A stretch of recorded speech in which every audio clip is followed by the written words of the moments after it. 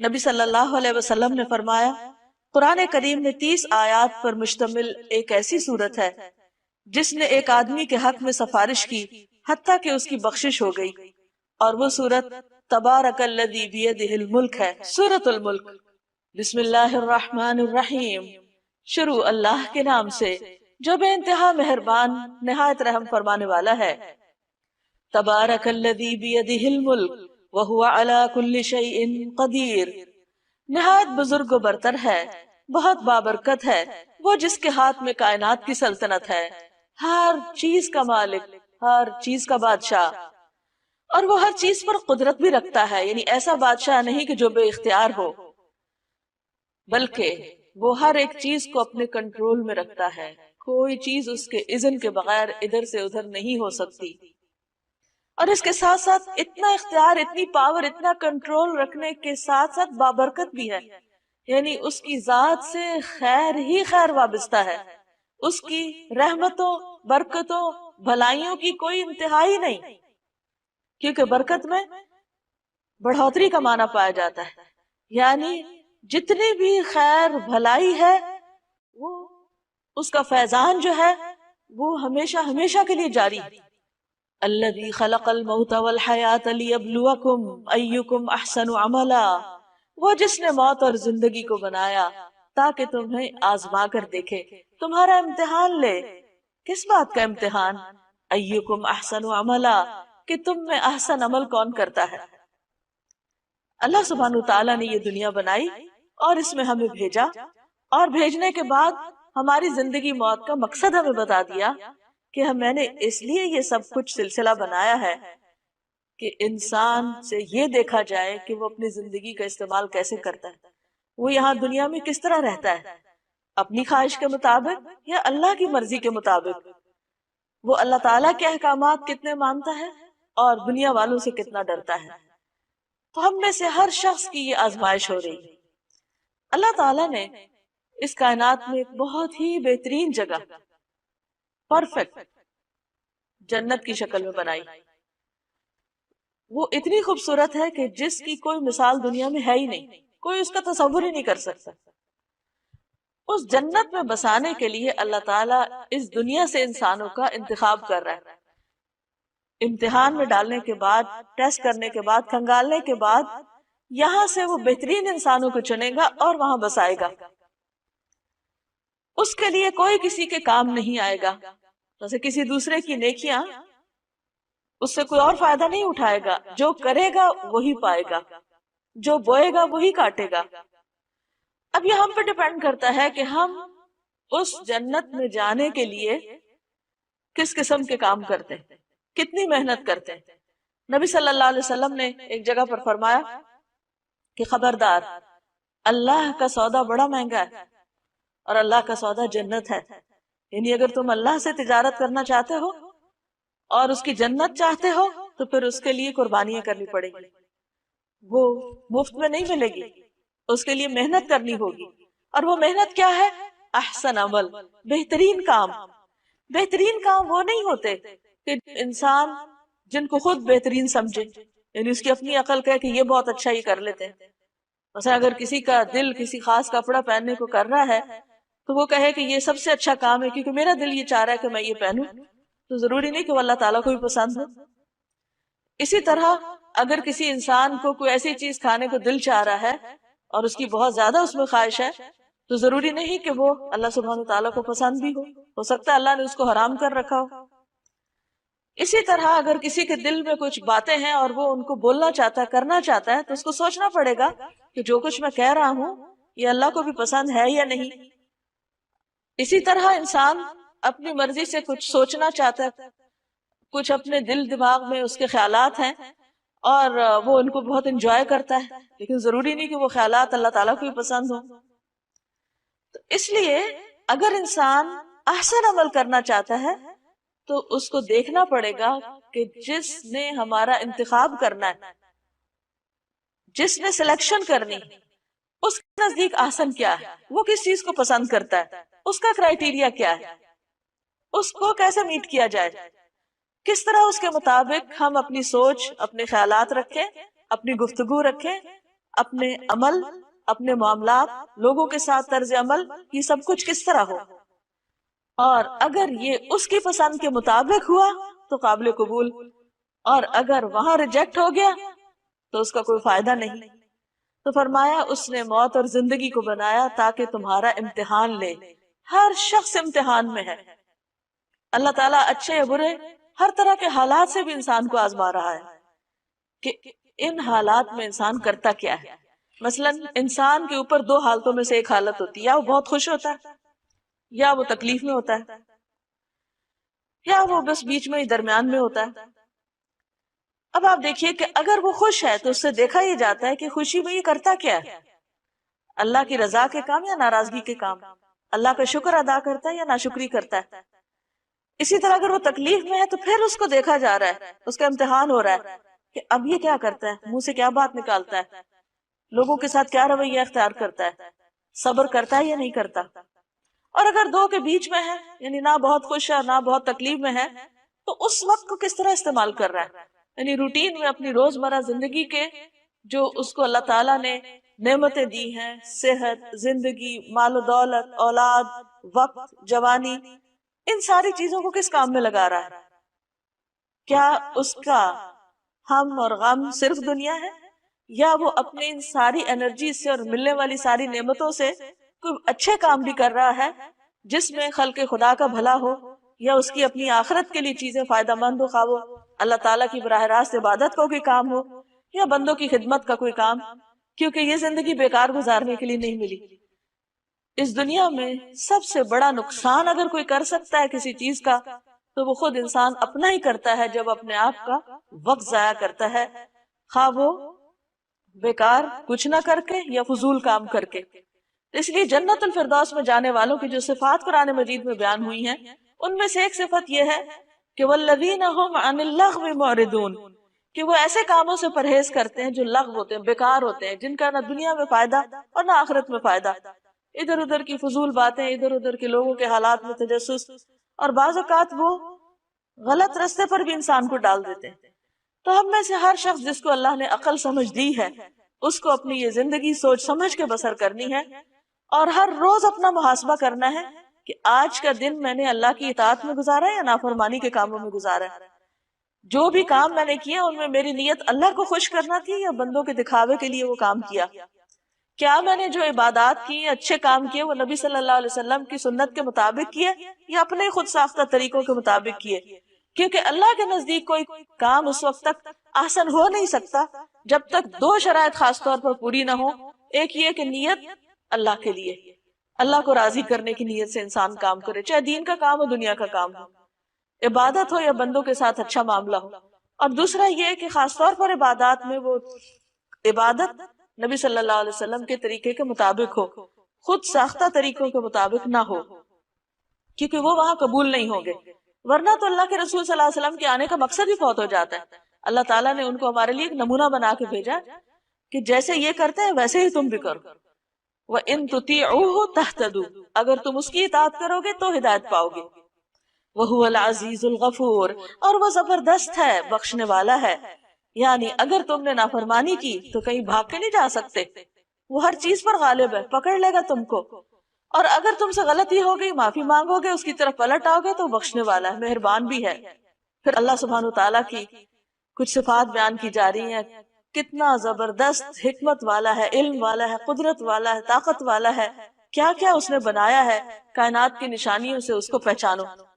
الذی خلق سبع سماوات طباقا، وہ جس نے تہ بر تہ 7 آسمان بنائے، تم رحمان کی تخلیق میں کسی قسم کی بے ربطی نہ پاؤ گے، پرفیکٹ ہے، پورا ویل آرگنائزڈ اور ڈسپلن میں ہے ہر چیز۔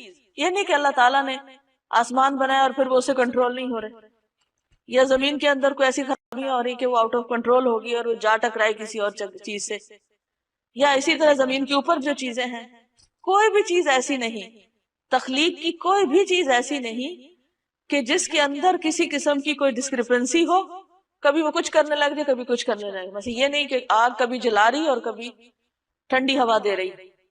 اس نے جو کچھ بنایا، جس طریقے پر بنایا، جس کام کے لیے اس کو بنایا وہ وہی کام کر رہا ہے۔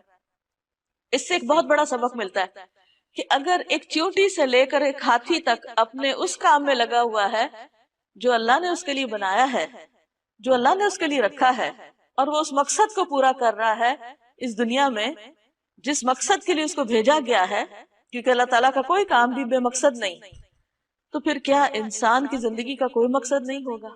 وہ ایسے ہی بیکار بھیج دیا گیا کہ جو جی چاہے کرے، اور اس کی زندگی میں کوئی ڈسپلن نہ ہو، کوئی آرگنائزیشن نہ ہو، اور بغیر کسی ڈائریکشن کے بس وہ صبح اٹھے اور شام کر دے؟ نہیں، فرمایا تم رحمان کی تخلیق میں کسی قسم کی کوئی بے ربطی نہ پاؤ گے۔ پھر پلٹ کر دیکھو، کیا تمہیں کوئی خلل نظر آتا ہے؟ کوئی خرابی نظر آتی ہے؟ آسمانوں میں دیکھو، ستاروں اور سیاروں پر غور و فکر کرو، ہر چیز اپنی رفتار کے ساتھ اور اپنے طریقے پر اور اپنی ڈائریکشن پر چلتی چلی جا رہی ہے، اور اتنے ہیوج بڑے بڑے ستارے سیارے بغیر کسی ادھر ادھر ہوئے اپنی ایک سیدھ میں چل رہے ہیں جو اللہ نے راستہ ان کے لیے مقرر کیا۔ حتیٰ کہ شہد کی مکھی جیسی چھوٹی سی مخلوق بھی اللہ تعالیٰ کے طے کردہ راستوں پر چل کے اپنا کام کر رہی ہے۔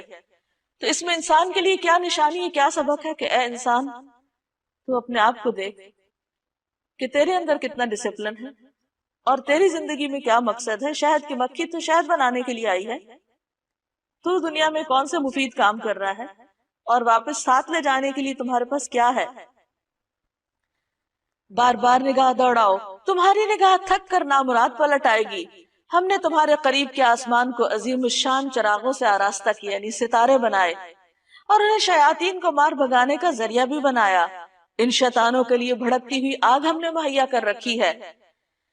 جن لوگوں نے اپنے رب سے کفر کیا ہے، اپنے رب کو نہیں مانتے، ان کے لیے جہنم کا عذاب ہے، اور وہ بہت ہی برا ٹھکانہ ہے۔ جب وہ اس میں پھینکے جائیں گے تو اس کے دھاڑنے کی ہولناک آواز سنیں گے، اور وہ جوش کھا رہی ہوگی، شدت غضب سے پھٹی جا رہی ہوگی۔ ہر بار جب کوئی انبوہ اس میں ڈالا جائے گا، اس کے کارندے ان لوگوں سے پوچھیں گے، کیا تمہارے پاس کوئی خبردار کرنے والا نہیں آیا تھا؟ وہ جواب دیں گے، ہاں، خبردار کرنے والا ہمارے پاس آیا تھا، مگر ہم نے اسے جھٹلا دیا اور کہا اللہ نے کچھ بھی نازل نہیں کیا، یہ تم لوگ خود ہی اپنے پاس سے باتیں بنا رہے ہو۔ ان انتم الا فی ضلال کبیر، تم بڑی گمراہی میں پڑے ہوئے ہو، یعنی ہدایت کے رستے کی طرف بلانے والے پیغمبر ہوں یا ان کے بعد دوسرے لوگ ہوں، انہوں نے انہی کو غلط ثابت کر دیا اپنے تئیں۔ وقالوا لو كنا نسمع او نعقل ما كنا في اصحاب السعیر، اور وہ کہیں گے کاش ہم سنتے یا سمجھتے تو آج اس بھڑکتی ہوئی آگ کے سزاواروں میں شامل نہ ہوتے۔ یعنی اس دن ان کو جو ریگریٹس ہوں گے، جو ندامت اور حسرت ہوگی، وہ کس بات پر؟ کاش ہم حق کی بات سن تو لیتے، ہم نے تو سننے سے انکار کر دیا۔ تو جو شخص آج نہیں سنتا خیر کی، حق کی بات، وہ کل قیامت کے دن سخت پچھتائے گا۔ اور پھر یہ کہ صرف ایسا نہیں سننا کہ بغیر سمجھے اس کو سن لیا جائے، ساتھ ہی کہا او ناقلو، یعنی عقل کا استعمال ضروری ہے، آنکھیں بند کر کے انسان کسی کے پیچھے نہ چلے۔ اس طرح وہ اپنے قصور کا خود اعتراف کر لیں گے۔ لعنت ہے ان دوزخیوں پر۔ ان الذین یخشون ربهم بالغیب لهم مغفرۃ واجر کبیر، جو لوگ بن دیکھے اپنے رب سے ڈرتے ہیں، یقیناً ان کے لیے مغفرت ہے اور بڑا اجر ہے۔ تم خواہ چپکے سے بات کرو یا اونچی آواز سے، اللہ کے لیے یکساں ہے، وہ تو دلوں کا حال تک جانتا ہے۔ کیا وہی نہ جانے گا جس نے پیدا کیا، حالانکہ وہ باریک بین اور باخبر ہے۔ وہی تو ہے جس نے تمہارے لیے زمین کو تابع کیا، چلو اس کے سینے پر اور کھاؤ خدا کا رزق، یعنی اللہ کا رزق کھاؤ، اسی کے حضور تمہیں دوبارہ زندہ ہو کر جانا ہے۔ یعنی اللہ کی نعمتیں استعمال کرو لیکن اللہ کو نہ بھولو۔ یعنی اللہ تعالیٰ نے زمین پہ یہ سب کچھ اس لیے نہیں پیدا کیا کہ انسان اس کو استعمال نہ کرے، لیکن جس چیز سے منع کیا وہ یہ کہ اللہ کا کھا کے اللہ کا وفادار بنے، اس کا شکر گزار بنے۔ اسی کے حضور تمہیں دوبارہ زندہ ہو کر جانا ہے۔ کیا تم اس سے بے خوف ہو کہ وہ جو آسمان میں ہے تمہیں زمین میں دھسا دے؟ یعنی کیسے غافل ہو کے سوتے ہو تم، کیسے اس کو بھول کر دنیا میں چل پھر رہے ہو؟ تمہیں ڈر نہیں لگتا کہ اللہ تعالیٰ جہاں تم کھڑے ہو اسی زمین کے حصے کو پھاڑ کے تمہیں اس کے اندر ڈال دے اور زمین تمہیں لے کے اندر کی طرف لڑک جائے، اور کئی دفعہ ایسے ہوتا بھی ہے، لینڈ سلائڈنگ وغیرہ، اور یکایک یہ زمین جھکولے کھانے لگے، یعنی اللہ کی زمین پر تم نافرمانی کے ساتھ کیوں چل پھر رہے ہو؟ کیا تم اس سے بے خوف ہو کہ وہ جو آسمان میں ہے تم پر پتھراؤ کرنے والی ہوا بھیج دے؟ پھر تمہیں معلوم ہو جائے گا کہ میری تنبیہ کیسی ہوتی ہے۔ ان سے پہلے گزرے ہوئے لوگ جھٹلا چکے ہیں، پھر دیکھ لو کہ میری گرفت کیسی سخت تھی۔ کیا یہ لوگ اپنے اوپر اڑنے والے پرندوں کو پر پھیلائے اور سکیڑتے نہیں دیکھتے؟ یعنی اللہ کی نشانیاں تو بے شمار ہیں، یعنی ایک پرندے کا ہوا میں اڑنا ایک میریکل سے کم نہیں، لیکن تم غور ہی نہیں کرتے، اس کو فار گرانٹیڈ لیتے ہو کہ بس ہاں ٹھیک ہے اللہ نے بنا دیے اڑ رہے ہیں وہ۔ اس میں بہت بڑا سبق ہے تمہارے لیے، انہیں غور سے دیکھو، شعوری طور پر دیکھو۔ رحمان کے سوا کوئی نہیں جو انہیں تھامے ہوئے ہو، یعنی جو ایک پرندہ بھی اڑ رہا ہے تو اللہ کی حفاظت میں اڑ رہا ہے۔ اللہ نے اس کو ایسا جسم دیا، ایسی ہڈیاں دی کھوکھلی، ایسے پر دیے، اس شیپ کا بنایا کہ وہ اڑ سکے۔ اللہ تعالیٰ نے ہی اس کو یہ طریقہ بھی سکھایا اور پھر اس کو اپنی حفاظت بھی دی، پناہ بھی دی۔ وہی ہر چیز کا نگہبان ہے، یعنی جو پرندوں کی حفاظت کر رہا ہے وہی باقی ہر چیز کی حفاظت کرتا ہے۔ بتاؤ آخر وہ کون سا لشکر تمہارے پاس ہے جو رحمان کے مقابلے میں تمہاری مدد کر سکتا ہو؟ حقیقت یہ ہے کہ یہ منکرین دھوکے میں پڑے ہوئے ہیں۔ یا پھر بتاؤ کون ہے جو تمہیں رزق دے سکتا ہے؟ اگر رحمان اپنا رزق روک لے تو پھر اس کا رزق پا کر اس کا شکر کیوں نہیں ادا کرتے؟ دراصل یہ لوگ سرکشی اور حق سے گریز پر اڑے ہوئے ہیں۔ بھلا سوچو جو شخص منہ اندھائے چل رہا ہو، یعنی بغیر سوچے سمجھے بس ایک روٹین کی لائف گزار رہا ہو، وہ زیادہ صحیح راہ پانے والا ہے، یا وہ جو سر اٹھائے سیدھا ایک ہموار سڑک پر چل رہا ہو، یعنی اپنا راستہ خود اپنی آنکھوں سے دیکھ کر اسٹریٹ پاتھ پر ہو؟ ان سے کہو اللہ ہی ہے جس نے تمہیں پیدا کیا، تم کو سننے اور دیکھنے کی طاقتیں دی، سوچنے سمجھنے والے دل دیے، مگر تم کم ہی شکر ادا کرتے ہو۔ یعنی اللہ نے تمہیں جانوروں کی طرح پیدا نہیں کیا، عقل سمجھ دے کے کیا، لیکن تم کیا صرف جانوروں کی سطح پر زندگی بسر کرو گے کہ جس طرح وہ صرف اپنی خواہشات کی بنا پہ جیتے، کھاتے ہیں، پیتے ہیں، چلتے پھرتے ہیں اور بچے پیدا کرتے اور بات ختم؟ تم بھی ایسی زندگی بسر کرو گے؟ نہیں، اللہ نے تمہیں اپنی عبادت کے لیے پیدا کیا۔ وہ تو اپنی ان بیسک نیڈز کے ساتھ ساتھ اللہ کا ذکر بھی کرتے رہتے ہیں، تو انسان کیا تو اسی غفلت میں پڑا رہے گا؟ ان سے کہو اللہ ہی ہے جس نے تمہیں زمین میں پھیلایا ہے اور اسی کی طرف سمیٹے جاؤ گے۔ یہ کہتے ہیں اگر تم سچے ہو تو بتاؤ یہ وعدہ کب پورا ہوگا، یعنی قیامت کا یا پھر عذاب کا؟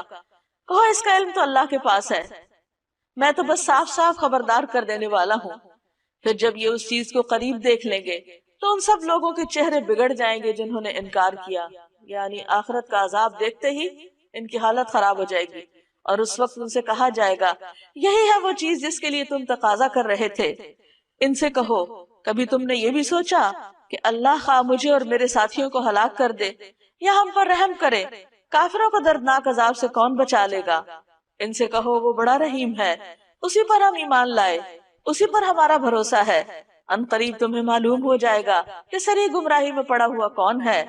ان سے کہو کبھی تم نے یہ بھی سوچا کہ اگر تمہارے کنوؤں کا پانی زمین میں اتر جائے تو کون ہے جو اس پانی کی بہتی ہوئی سوتیں تمہیں نکال کر لا دے گا؟